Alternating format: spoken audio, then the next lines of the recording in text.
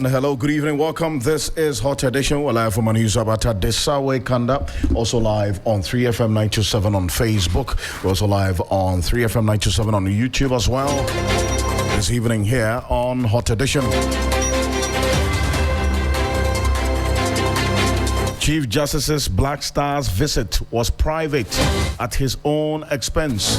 That's the Judicial Service clarifying. Has become the subject of barrage of social media attacks against the Chief Justice Bafo Boni for his appearance at the Black Stars opener against Panama in Canada a couple of days ago. Stay with us. We have details of the Judicial Service's response and explanation. Stay with us here on Hot Edition. Also, the Narcotics Control Commission has given some details of the arrest of some 5 students of Central University or at the Central University campus over cannabis-laced products.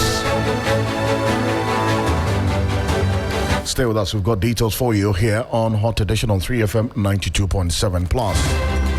Cracks reopening in the NPP. That's a question being asked as former flag bearer aspirant Kennedy Ohia Japan incurs the wrath of party executives, with some calling for his expulsion from the NPP as he threatens bombshells in the party that the party may not recover from. Stay with us. Also, President John Mahama's 24-hour market project is called into question in the WA Municipality over the Upper West region's own position regarding the matter. Tonight, we'll get into this matter and bring you clarity to a project that threatens divisions of the people instead of uniting them. Stay with us here on Hot Edition on 3FM 92.7.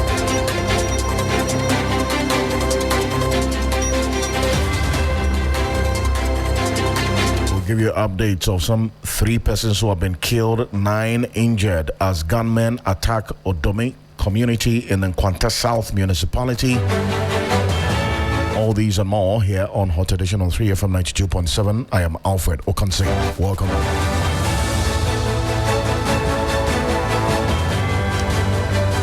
Mrs. Safwa Boahin is here with a summary of the news. Safwa. That's right, Alfred. Thank you. And welcome to the news summary segment. Our first story, the Minister for Interior, on the advice of the National Security Council and by executive instrument, has imposed a curfew on some communities in the Nkwanta South Municipality of the OT region. The curfew, which takes effect from Friday, June 19, 2026, restricts movement in the affected areas from 5 p.m. to 6 a.m. daily. The affected communities include Keri, Abriwanko Junction, Nyambo Junction, Shari, Kromase, Power, Nyakuma, Odome, Bonanchi, and Nkwanta.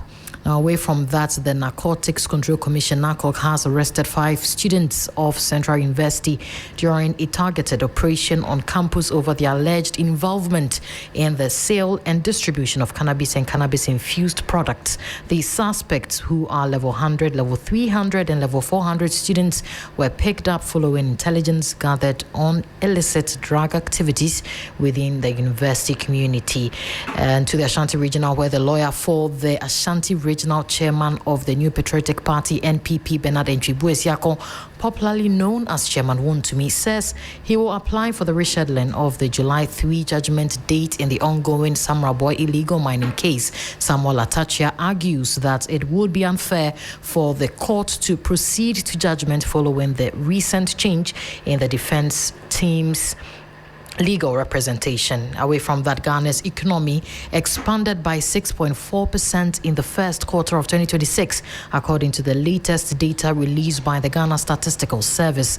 This represents a slight increase from the 6.2% recorded in the corresponding period of 2025, pointing to continued resilience in economic activity. Now to a last story, where the Judicial Service of Ghana has moved to clarify the circumstances surrounding a visit visit by Chief Justice Paul Bafoboni to the camp of the Black Stars in Canada following public commentary triggered by photographs of the visit. In a press statement issued on 19th June 2026 by the Communications Department of the Judicial Service, the institution explained that the Chief Justice is currently on official vacation and that his trip to Canada was undertaken in his private capacity and entirely at his own expense. And this is where we end our news summary segment. And over to you, Alfred. So I appreciate you for this. Thank you so much. It's more news on 3news.com. Make some time and visit 3news.com. This is Hot Edition. We're live on 3FM 92.7, also on 3FM 927 on Facebook and on YouTube. You can share your thoughts, views, comments, and opinions with us. Read out to you and to the rest of the world. There's a lot on the table in the menu this evening, and we sink our teeth into matters arising regarding the responses and reactions that the Judicial Service has been giving to how the Chief Justice of the Republic of Ghana, Paul Bafoboni, appeared at the Black Stars that's the opening match against Panama. The Judicial Service clarified the circumstances surrounding the Chief Justice Paul Bafoboni's visit to Canada following public commentary triggered by photographs of him at the Black Stars camp during the ongoing FIFA World Cup. In a statement issued earlier today, which we have a copy of, we're going to put it on the screen. If you're watching us on Facebook, you can go on Facebook at 3FM 927. We'll share the statement, the details of this statement from the Judicial Service with you on Facebook at 93. That's 3FM 927 on Facebook, and you see the copy of this statement we're talking about. Now, this is coming following the public commentary triggered by photographs of the Chief Justice at the Black Stars camp during the ongoing FIFA World Cup. In a statement that we're going to put right now, the Judicial Service said the Chief Justice was in Canada on official vacation and traveled in his private capacity using his personal resources. It stressed that the trip was not linked to any official state assignment or public expenditure. According to the statement, Justice Paul Bafoboni took the opportunity during his stay to visit the national team and offer encouragement as they compete at the global tournament. The service described the gesture as a personal patriotic act in support of the Black Stars. Now, the clarification follows widespread reactions on social media and other platforms after images of the Chief Justice with the team circulated online, sparking debate about the nature of the visit. Responding to public concerns, the Judicial Service emphasized that judicial independence does not require judges to isolate themselves from public life or refrain from participating in national activities. It noted that judges as citizens are entitled to engage in lawful social and national events, provided such engagements do not compromise their constitutional duties. The statement further stressed that the Constitution requires judicial officers to uphold independence of mind, impartiality, and fidelity to the law, adding that principles continue to guide the conduct of the Chief Justice and the judiciary. It also cautioned against interpreting interactions among holders of constitutional offices, whether official or informal, as evidence of bias or political affiliation, noting that such engagements are common in democratic governance and do not in themselves undermine institutional independence. Reaffirming the Chief Justice's commitment to his duties, the service said Justice Bafoboni remains dedicated to the fair and impartial administration of justice to all persons, regardless of political, social, or other considerations. It further highlighted the Black Stars as a unifying national symbol, adding that support for the team should not be misconstrued as compromising the neutrality of any constitutional officer and also an office holder.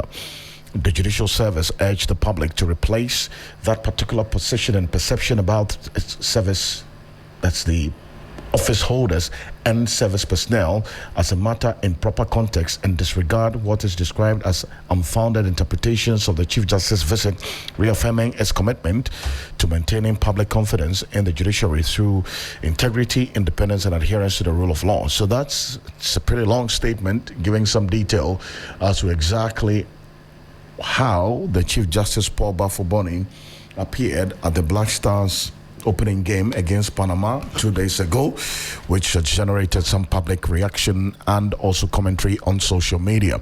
It's live here on Hot Edition on 3FM 92.7, also on Kesme 107.1 in Tamale, and on W93.5 in Y and beyond. Well, the minority has been questioning the whereabouts of the former Maslock boss, Sedina Tamaklo, who was extradited to Ghana just a little over a week ago. And let's take a listen to what the members of parliament have been saying. Remember Abuga Pele was sent to court by the same appointor.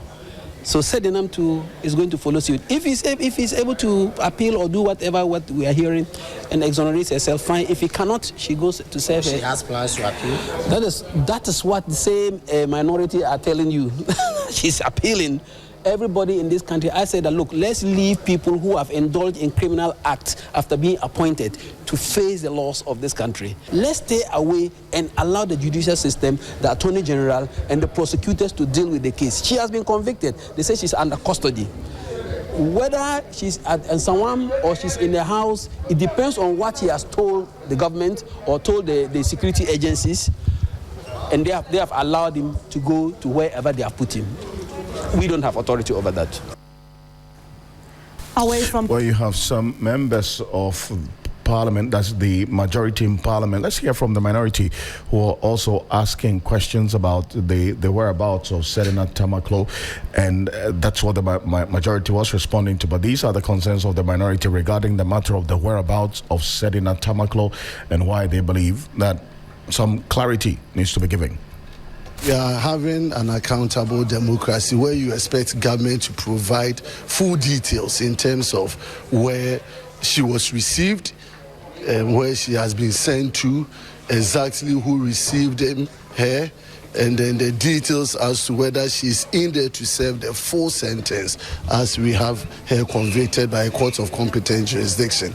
And so it is not adequate for government spokesperson to say that she is in prison's custody, because you can be under the care of prisons and still be in one home or the other. You can be in the hospital and still be under the care of the prison service. And so we want a definitive information from the minister. And if she has indeed been taken there, where is the information not coming from government? If government fails to provide that as we have requested, we will use all the available tools available to us in parliament to make those inquiries so that the Minister for Interior may be asked those questions to come and provide details to us. But we don't need to trigger that option since government has to be accountable to its people. This is a matter of national interest. She's in the country. So there's no problem about asking where Sedinam is. If they want to know where it is, it's very easy. They can file a question on the floor of parliament once we are in parliament and summon the minister to come to the floor of parliament. Well, the minister in charge of government communications, Phyllis Kwachofosu, who is also the Brasebo Kwamankase member of parliament, indicated that Sedina Tamaklo is serving her prison term and she is in prison. Well, take a listen to him. Corrupt persons in this government, and Mahama in particular. Remember Abuga Pele was sent to come and rave and rant over things that they have no information. On what basis is Richard, who supports the absconding of Felufoyata, a former finance minister?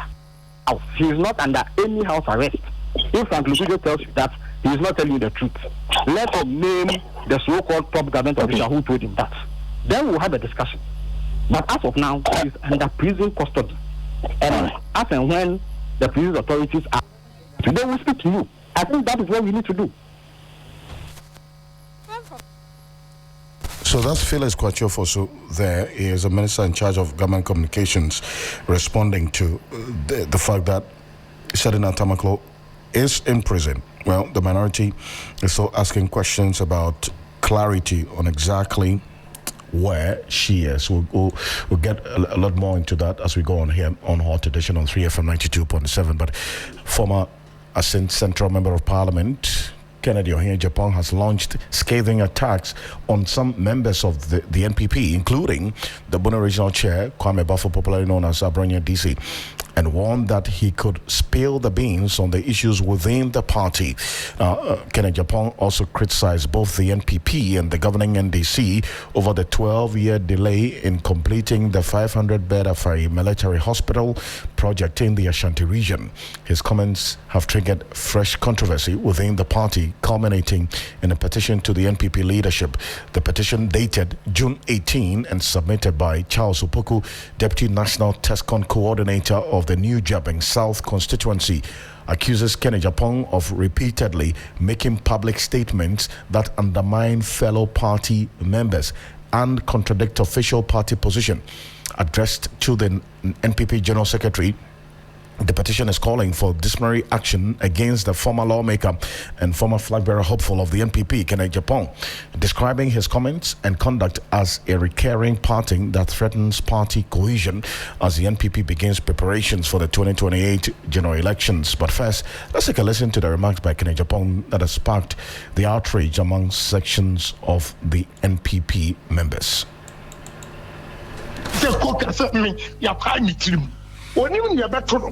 MPP for them ye better. Now, almost he said, Niomo Yano, our campaign, they may they can't shut me down. Ghana for Peso Mutia. Women say almost agenda 111, almost to be completely back Prana. I my private self, Mimini Abronia and Kojina platform senior campaign. Mimini Atachia and Kojina platform senior campaign. Mimini Adrasapo and Kojina platform senior campaign. Mimini Chairmansa and Kojina platform senior campaign. Mimini Kota and Kojina platform senior campaign. June 2027, MPP for minimum action or Ghana, you will be surprised. I say Abronia power needs some poor Ghana. Minimum Opia. Only a mess PBs all over the place. I was the chairman for Defense and Interior. This hospital, NDC, it was started by President Kufuor. The locations and all those things, NDC came to start it. Whenever, when we came, I'm an MPP, but I have to tell you the truth. We're talking about Ghana and nobody. We didn't do anything. Read my lips. I'm telling you the gospel truth. I was the chairman for Defense and Interior. When we decided to go and inspect Afari, they stopped us. We didn't go. So I heard somebody talking 15 months. Has Afari Hospital been there for 15 months? We were there for 8 years. You didn't do it. Don't blink your eye. See, we are not doing politics. I'm speaking the truth. This is Ghana. Stop that. That's Kenneth Japong there. And meanwhile, the former Deputy Defense Minister, Kofi Amankwa-Manu, has described Kenneth Japong's claims of stopping his committee from assessing the Afari military hospital while the NPP was in power as baseless. According to Amankwa-Manu, he sat at the chair of the Project Implementation Committee at the Defense Ministry, and never did he cite any request from Kenneth Japong-led committee at the time in the 8th Parliament to visit the said hospital. He spoke with William Evans Income earlier today. Instead, his committee had wanted to visit Afari, but they were blocked. It cannot be true. It simply cannot be true, because he was the chairman for the Defense and Interior Committee, and the Defense and Interior Committee has oversight responsibility over the Ministry of Defense, and so it will be something really, I don't know how to put it, but it is something that will even question, the seat on which he sat. Because if as a chairman of a committee with responsibility over oversight responsibility, and then you want to go or come to Afari, I say come because I'm in Kumasi right now, come to Afari, and somebody will prevent you. On what basis would you be prevented? In the first place, the Committee on Health does not have oversight responsibility over the activities of the Ministry of Defense. And yet, when they put in the request to come and visit Afari, the then minister, the Honorable Dominic Nitu, will actually accompany the Committee on Health to Afari. And so it will be surprising that he will prevent his own committee from visiting. And besides, for me, these are records that we can easily check.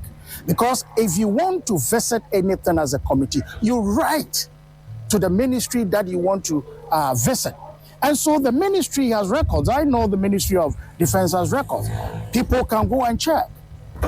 The committee as well, the secretariat of the committee on Defense and Interior, they also do have records. People can go and check to see if indeed the committee wrote to the ministry wanting to come to Afari and they were prevented. That for me can never be true. And for the 4-year period between 2021 to 2024 that I sat in chair as the chairman for the project implementation committee or unit of the Ministry of Defense, there was not even once that I cited any letter requesting members on the Defense and Interior Committee, coming to Afari, let alone to be refused. That for me is something that cannot be said to be true. It is not true. Oh, that's the former Deputy Defense Minister in the SWAL MPP administration, Kofi Amankwa there, speaking to my colleague, William Evans Sinkum. Let's go on to the telephone now. Kwesi Kwarteng is private legal practitioner, and also he was one of the leaders of Kennedy Japan's campaign team ahead of that keenly contested flag bearer race last year. He's joining us on the telephone right now. Council, good evening. Good evening, Alfred. How are you? I'm well, thank you. How are you? I'm fine. Perfect. Now, you just heard the former Deputy Defense Minister, Kofi Amankwa, challenging the position espoused by, that's Kennedy Japan, one that you supported during the flag bearership. He has indicated that there was no time that the Ken-led Committee of Defense in the 8th Parliament brought in a request to visit the Afari Hospital. So that position espoused by Kennedy Japan cannot be true. It is far from the facts. What do you say to this? Well, I'm not interested in addressing the comments he's made. I am interested in the overall well-being of our party, and our party uniting and reconciling all ranks to be able to put us in a better position and a better place to be able to compete for the 2028 election. It is natural that parties go through phases, and of course, for that matter, political parties go through phases. And after such a very keen and tensely contested presidential primaries, it is natural that you get some of these public disagreements and high-profile members within the party. So that is expected. I am not so much enthused in going to the substantive issue. I mean, that one is less for them, and I'm sure you media people can even cross-check with the facts. What I'm interested in, like I indicated, is the supreme well-being of the party. Kennedy Japan has always been deeply invested party member or party man, and I'm sure any concerns or comments that will come for him ordinarily will not be designed to break the party. And so if you look at it, it is not really Ken versus MPP. It is not really Ken and any other matter. The concerns Ken raise are concerns that, for me, it tests how the party manages disagreements even when they are public. And of course, on the subject matter of the hospital, Afari Hospital, Ken was really raising a concern about how the Ghanaian holds the MPP to a higher standard and the higher expectation of the MPP to have completed all projects that were inherited. For me, that is how I understood it. But I mean, if at the end of the day you are also having other commentaries on it, I do not think it should degenerate into a banter. What I feel is that it's just an opportunity for the party to reflect. It's just an opportunity for the party to unite, to the party to strengthen, especially its own internal conflict resolution mechanism, reconciliation mechanism, and dispute mechanism. And I'm very confident that the Dr. Baumia-led administration is going to unite all fronts so that hopefully, even in our disagreement, whether public or indoors, we should come together stronger and make sure that we push the cause of the party going forward. Now, you say you're interested in party cohesion, unity, and you're hoping that Dr. Bamia-led administration would unite our fronts. But that is not what the sentiments of the members of the party largely are about regarding your candidate. I mean, the man that you supported in the flag bearership. These continuous public commentary, I don't know if you've heard beyond this hospital matter, what Kennedy Japan has said in that interview on his television station, indicating that, look, by June next year, he's going to rain brim and firestone on the party, and that he will reveal some things, spill the beans by June next year. That's the timeline he's giving, that we should wait and see what would happen. I mean, such comments, do they in any way engender that kind of unity that you're talking about? You see, strong parties are not parties without disagreements. And strong parties are not parties without criticisms. Strong parties are not parties where members openly sometimes challenges the status quo. The whole idea and the beauty of democracy is the fact that we can agree to disagree and even disagree to agree. And so strong parties are parties that promote strong reconciliation and dispute mechanism. The truth is that nobody benefits from this prolonged internal conflict except our opponents. And so for me, at a moment like this, I would rather align or gear towards an opportunity for engagement, reconciliation, and not to promote condemnation or any comments that will gear towards dividing our front.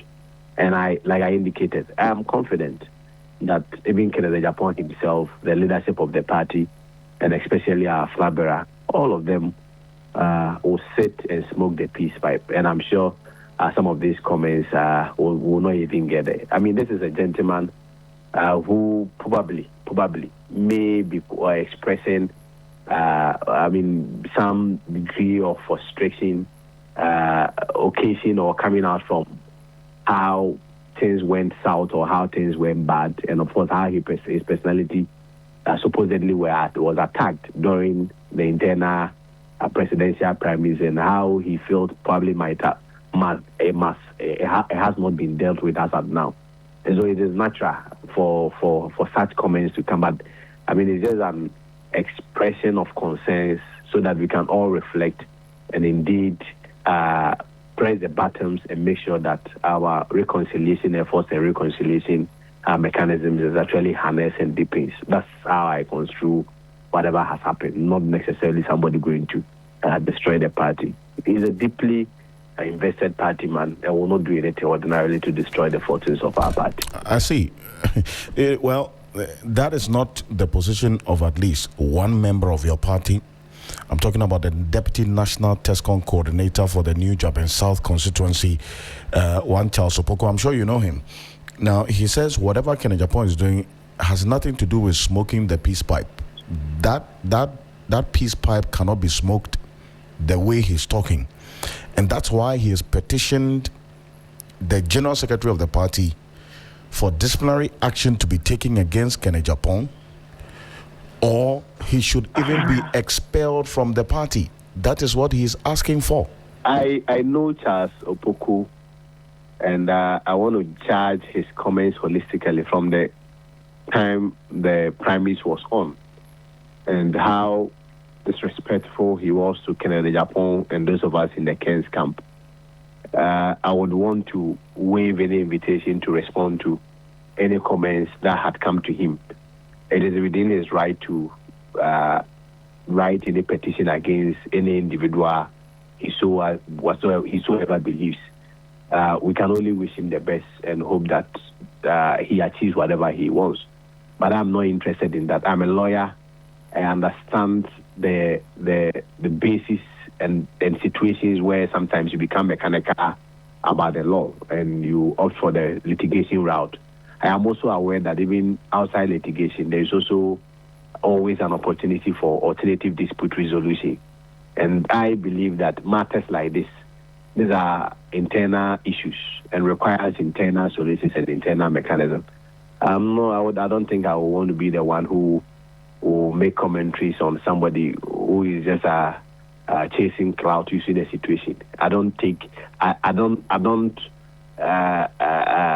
support people who try to become heroes taking advantage of moments, and especially when the moment are moment that does not inure to anybody benefits.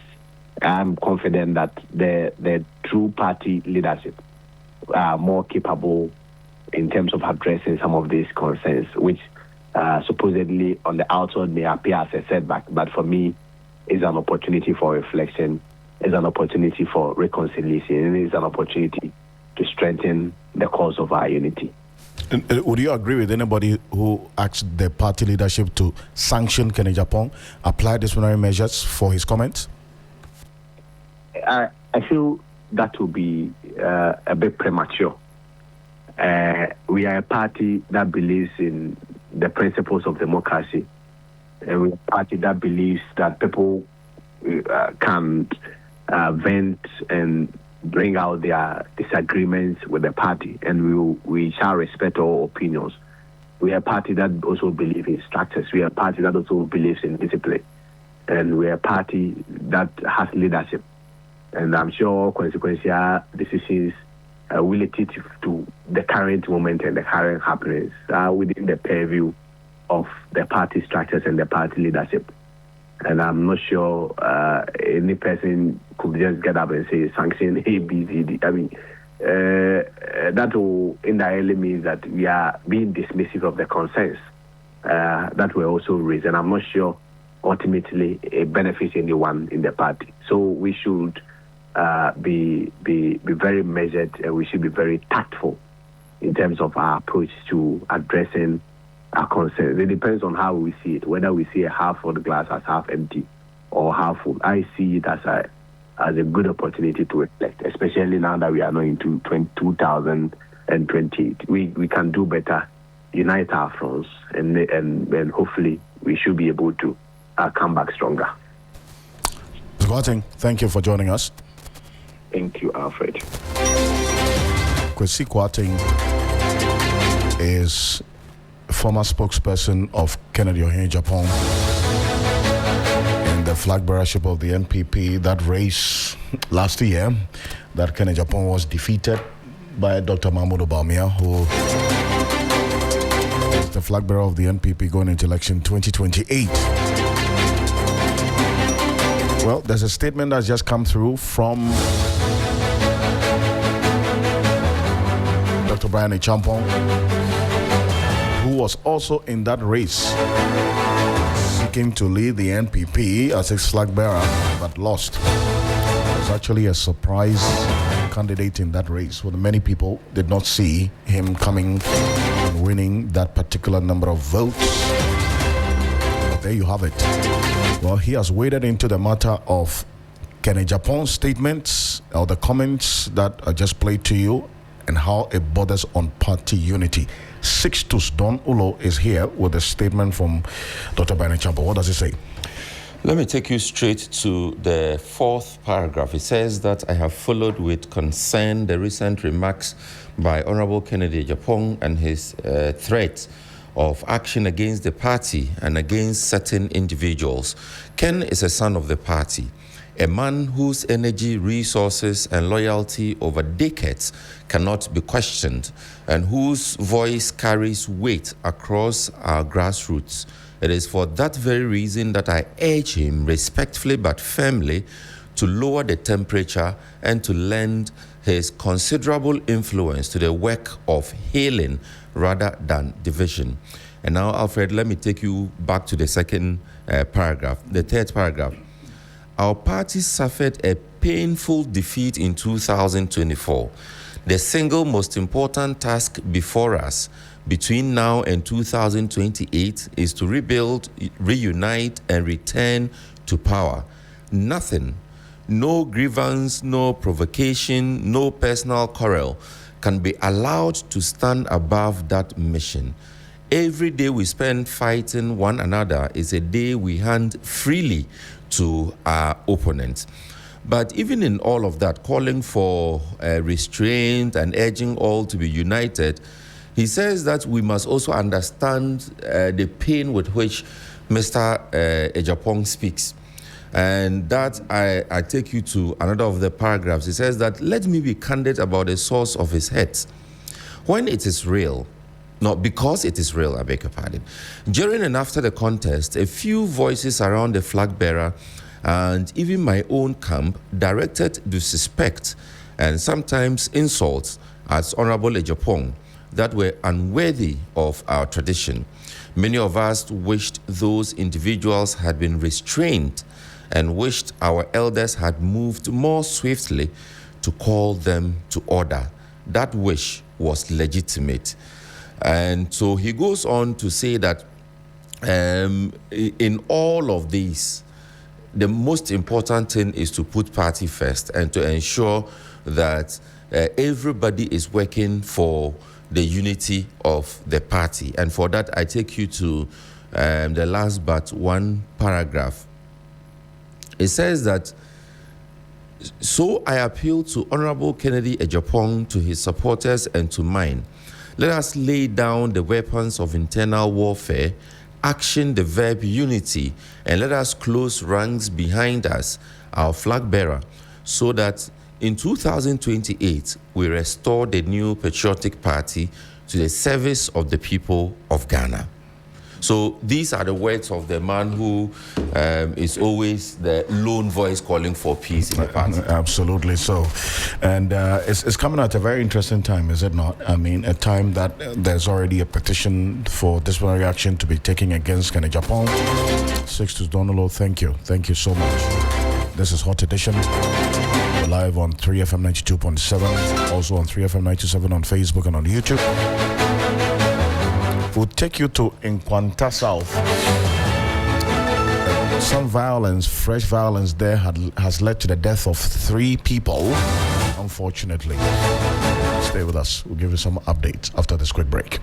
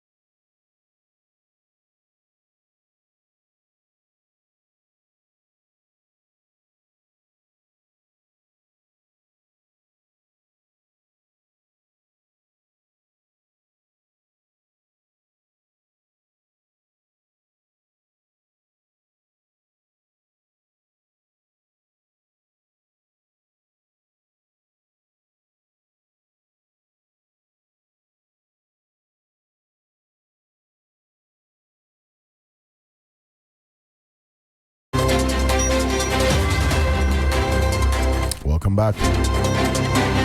It's live here on 3FM 92.7. This is Hot Edition. We're live as well on Kiss Me 107.1 in Tamale and beyond, and also on W93.5 in Wa and beyond.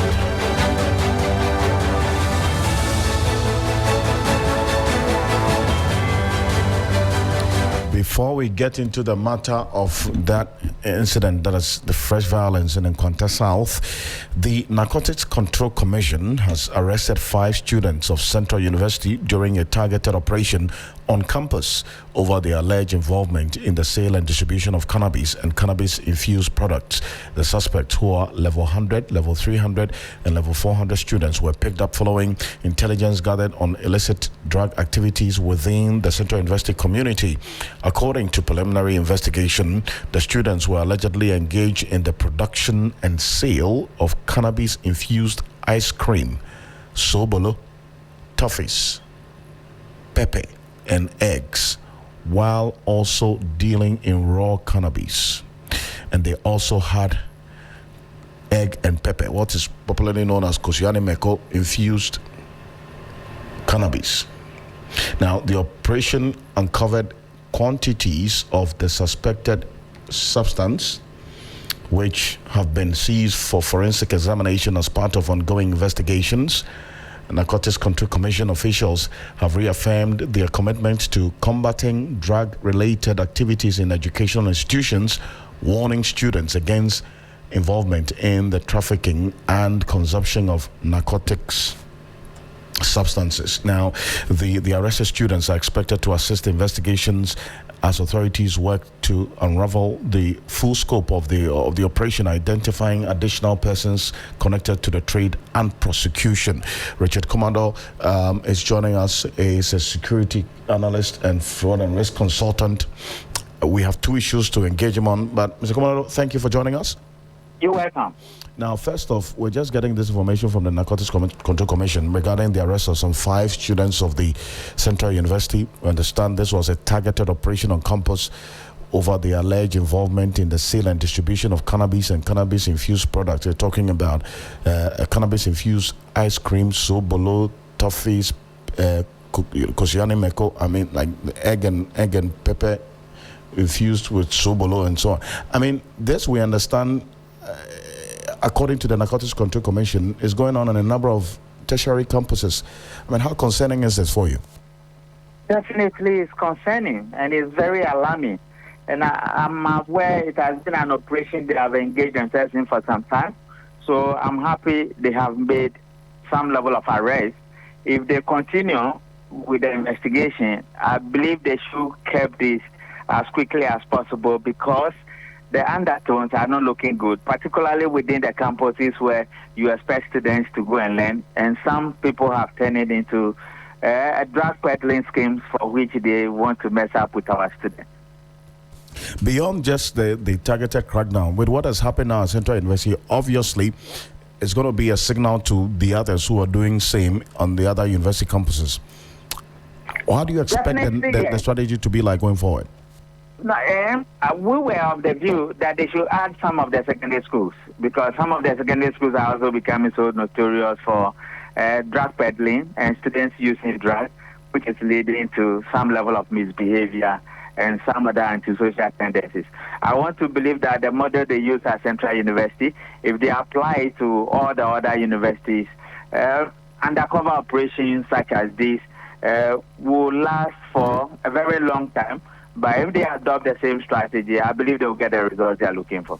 And on the matter of the fresh violence in Nkwanta South, we're also just learning that the Minister for the Interior, Mohammed Muntaka Mubarak, acting on the advice of National Security Council and through an executive instrument, has imposed a curfew on several communities in Nkwanta South Municipality following what has been described as a deadly attack that left 3 people dead.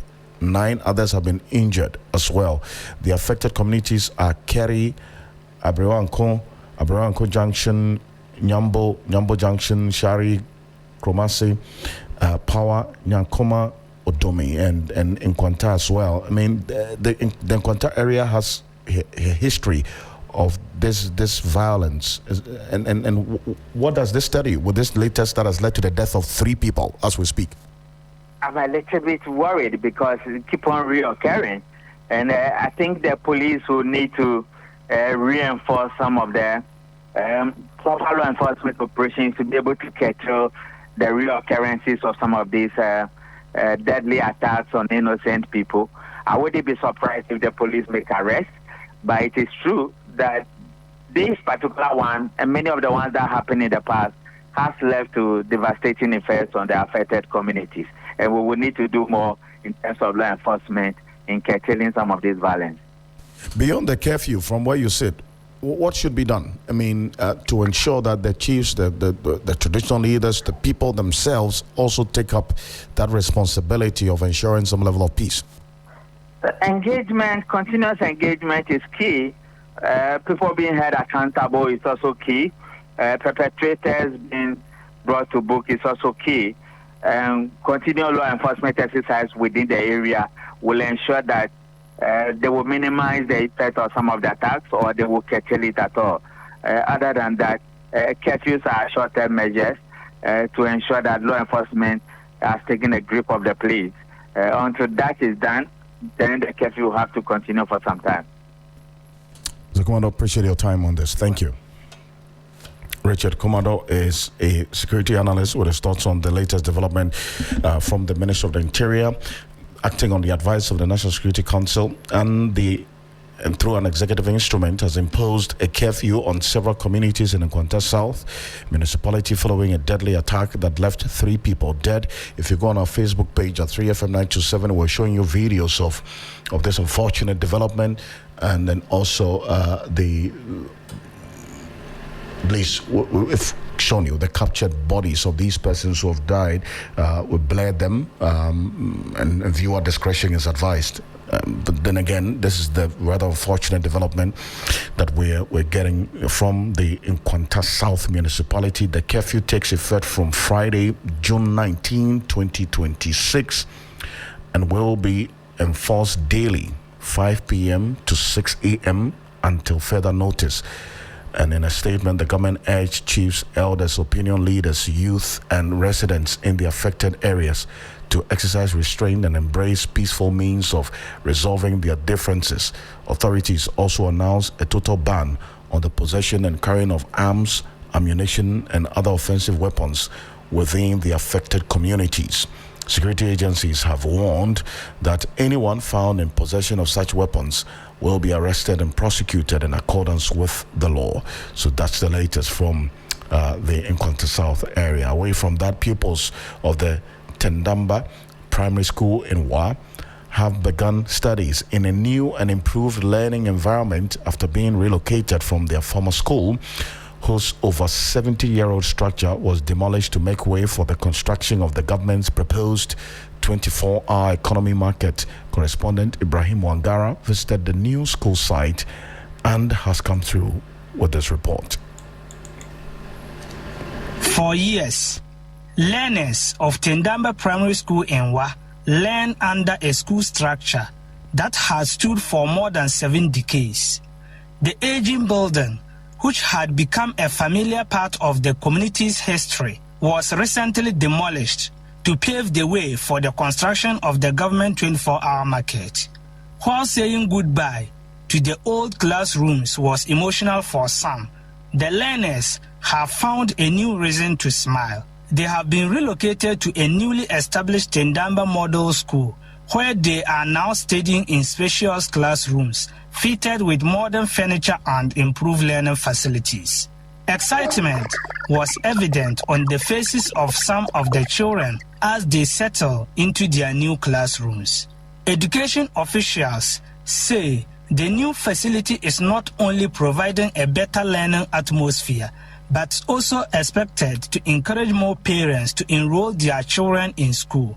Alhaji Suleiman Mujib is the public relations officer for the WA Municipal Education Directorate. Directorate had a number of engagement from the heads, teachers, learners, and even the parents to prepare their minds and battle ready for this movement. We could realize that on Monday they started teaching and learning here, and so everything is in order.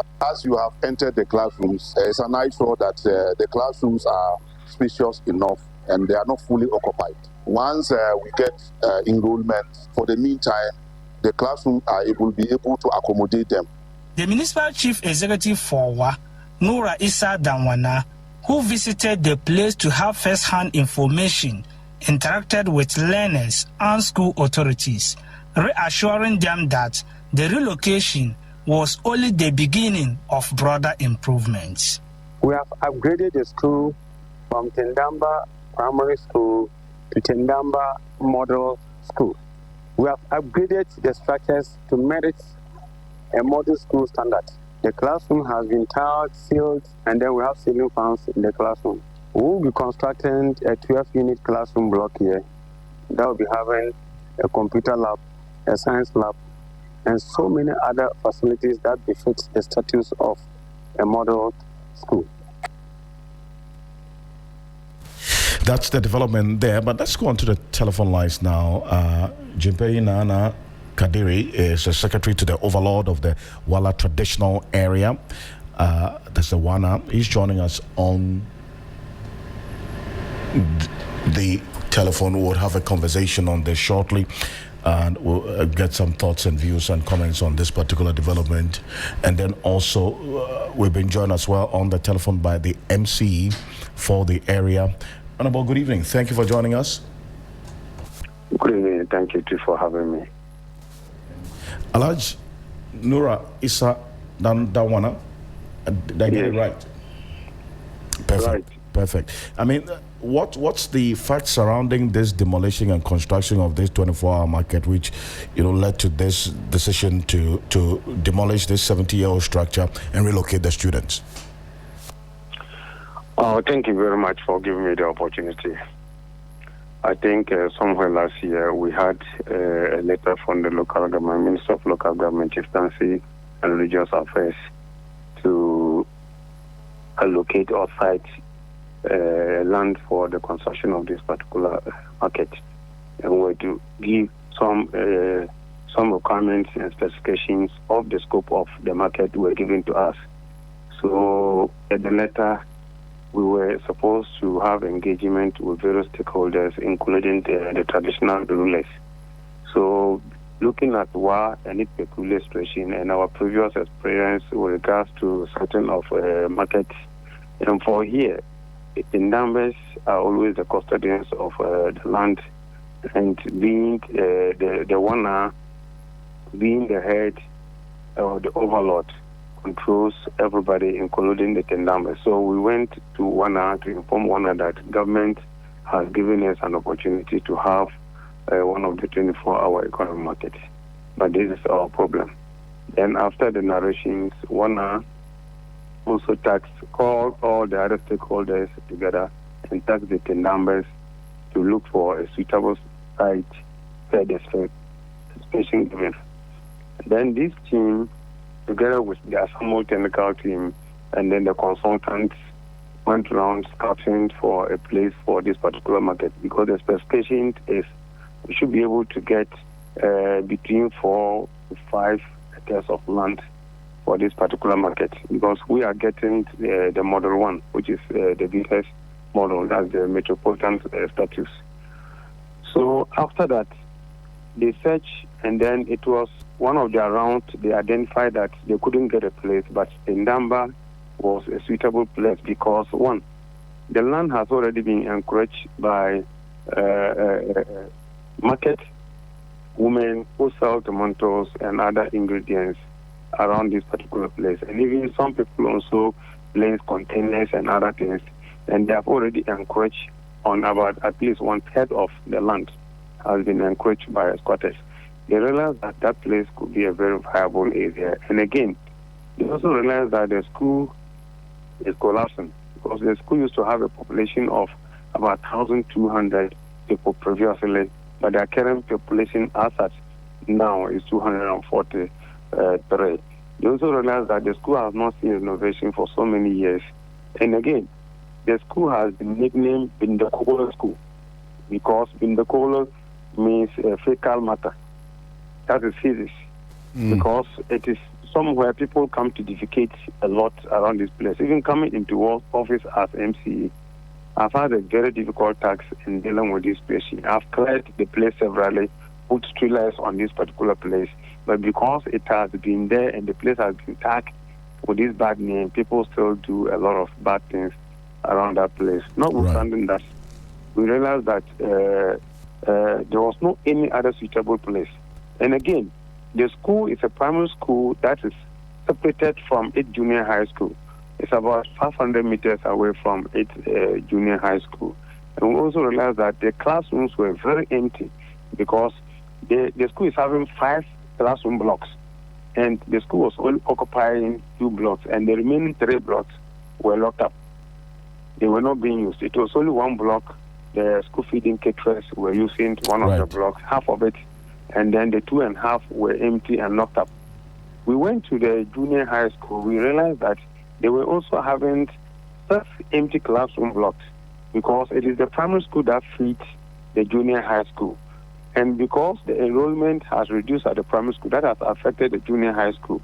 So the junior high school today, enrollment has reduced, and they also having 6 empty classroom blocks. And these classroom blocks were being occupied by churches. Because they were empty, these churches took advantage of because the classrooms were empty occupied the place, and were using right. them for their church activities. Okay. So we got 6 classrooms. Then we went to another nearby school, which is very close because it's a cluster of schools.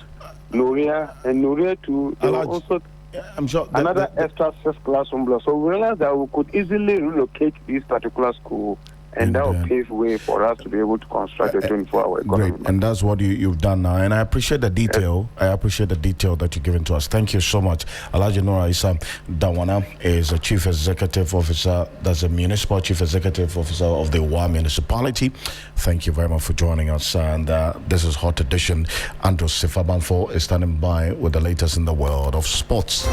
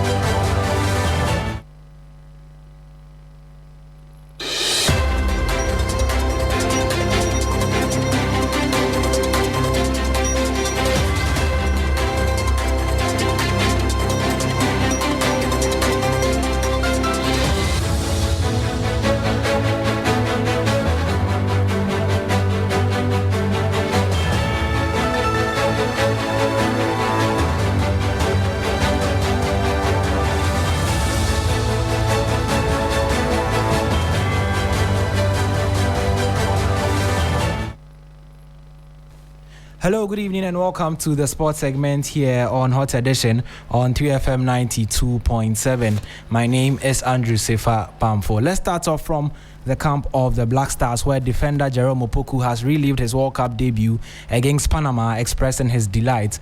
The defender played the full throttle of game as Ghana won by 1-0. He's also looked ahead to the Black Stars' next game against England. It's a dream come true, you know. To play in front of the fans, and my family was there. It's something that I dreamed of for a long time growing up, and I thought it was a solid performance. You know, I'm happy to keep a clean sheet with my defenders, the back line, and the 2 goalkeepers. So it was a team effort, and we done it. So yeah, buzzing. I think it's a special group. You know, there's a lot of different qualities, and it all makes us one great team, you know. So we got experienced guys, people coming for their first World Cup like me, young players, senior players. So yeah, man, it's a healthy balance. So we're all happy. Every game's another game, you know. So England, Panama, Croatia, we all have the same focus to each game, and we want. And so that was Black Stars defender Jerome Opoku speaking. Still on Ghana's game against England, defender Gideon Mensah says he expects a difficult test on Tuesday against the 3 Lions, but remains hopeful of the team securing a win. England beat Croatia by 4-2 in their opening game to move atop of Group L with 3 points. I think that's coming into the World Cup. We knew that this game was going to be our highlight. This game was going to be our final. I think we get 3 points from here, and then whatever that's going to happen in this game, we're going to try and get 3 points in the other games that is going to come our way. But then I think this is going to be like a very big motivation for us, the team, everyone. I think also Ghanaians to know that we are here to do. And so that was Black Stars defender Gideon Mensah speaking, bringing an end to the sports segment here on Hot Edition on 3FM 92.7. My name is Andrew Sifa Bamfo.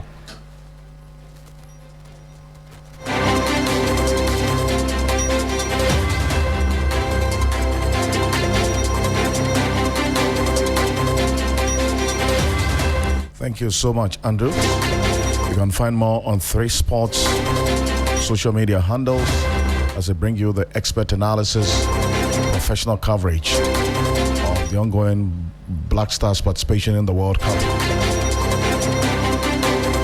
It's been great so far. There's a lot of anticipation ahead of Tuesday. I trust the 3 Sports team to Rick Wampafo on the ground and monitoring what's happening in the Black Stars camp to bring you up to speed with everything that's happening. And as we also give you some replica jerseys as gifts, thank you to Robert Coleman, Wembley Sports, also making sure that we are your home for all the coverage of the Black Stars and other matches in the ongoing World Cup. My name is Alfred Akonse. Thank you for staying with us here on Hot Edition on 3FM 92.7. The drive continues, and then we're getting to some analysis of the football match coming up next. Have a great evening.